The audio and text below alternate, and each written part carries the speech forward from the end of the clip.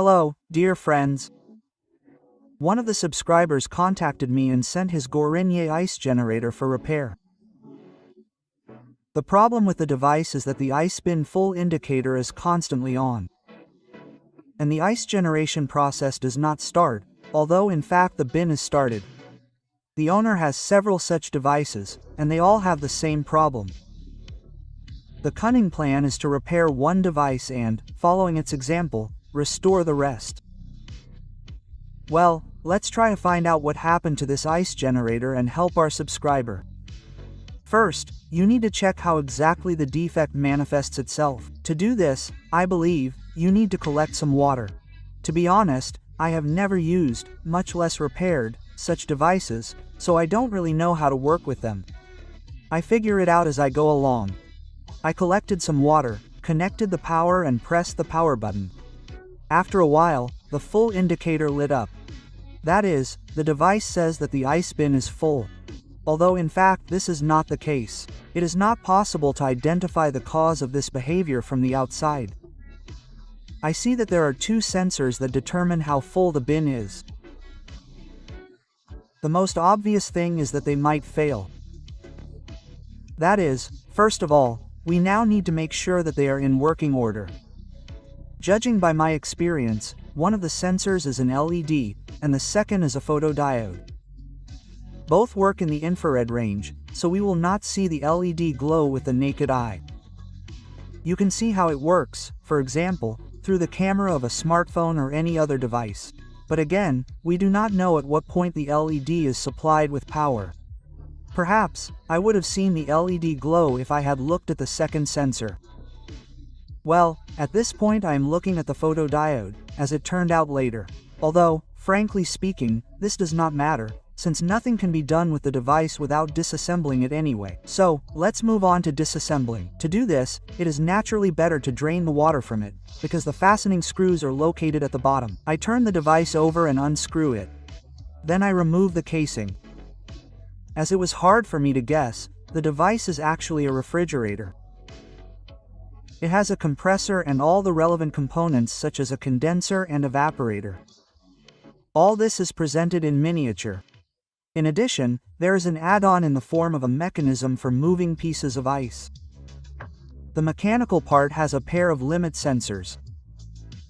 Well, and to get to the optical sensors of the bunker, you need to remove the top panel, on which the indicators are located. You can't really remove it. I left it hanging on the wires. Next, I unscrew a few more screws and take out the side cover, on which one of the sensors is located. For now, let's pretend that we don't know whether it's an LED or a photodiode. I press on it and take it out.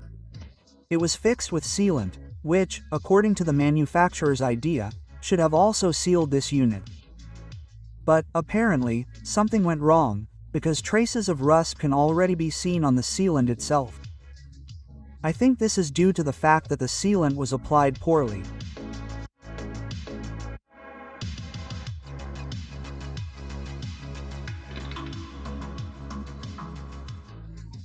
I wash off any remaining liquid and dry it with a hairdryer at 100 degrees Celsius.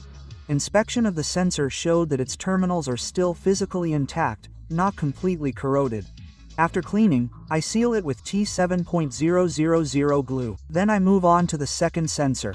The situation is similar with it. I also clean it and cover it with glue so that water no longer gets on the terminals. Judging by the external condition, the water did not penetrate deep into the wires, so I do not touch them for now. I check the wires themselves. They are in good condition. After the glue has set, I install the sensors in place to check the operation of the device.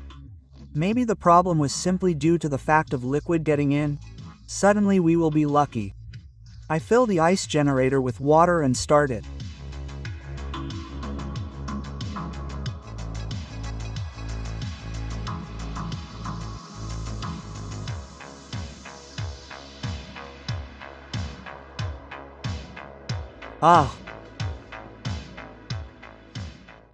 To my deepest regret, everything turned out to be not so simple. Well, that means I will have to delve into the operation of the sensors. To do this, I remove the cover from the electronics board, which controls the sensors. This is the voltage that goes to the sensor on the left.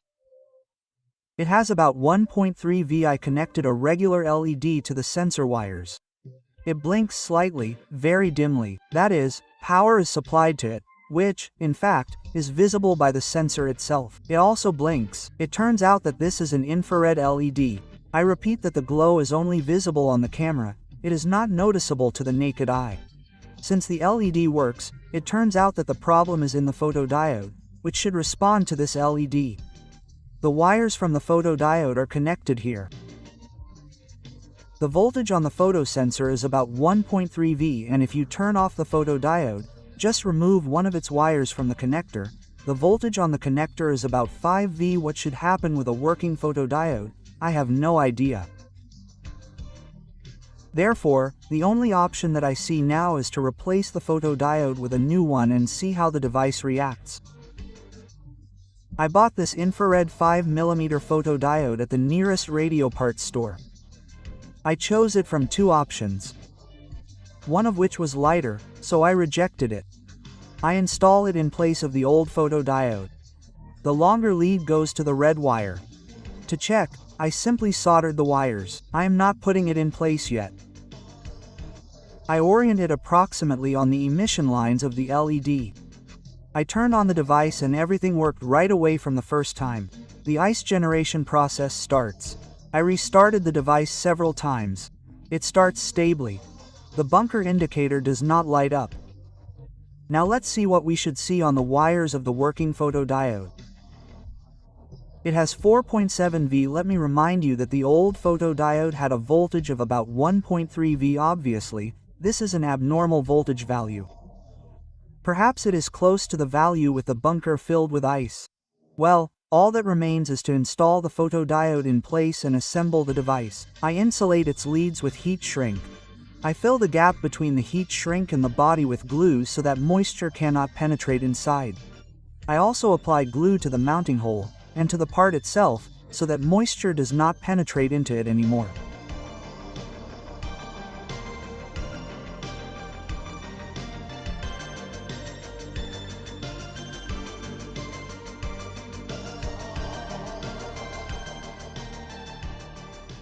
This is what the end result looks like. Now you can assemble everything back. Of course, at each stage of assembly I check that the bin indicator no longer works. I also made sure that now the bin indicator works only when the tray is filled with ice.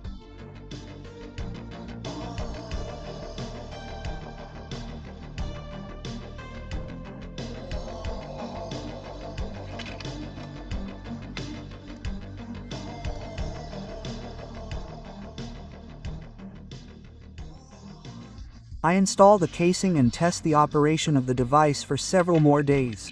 During the test, I did not return to the defect anymore. For fun, I measured how long it takes for the bin to fill with ice. This takes about 1 hour. The device itself has already been sent back to the subscriber.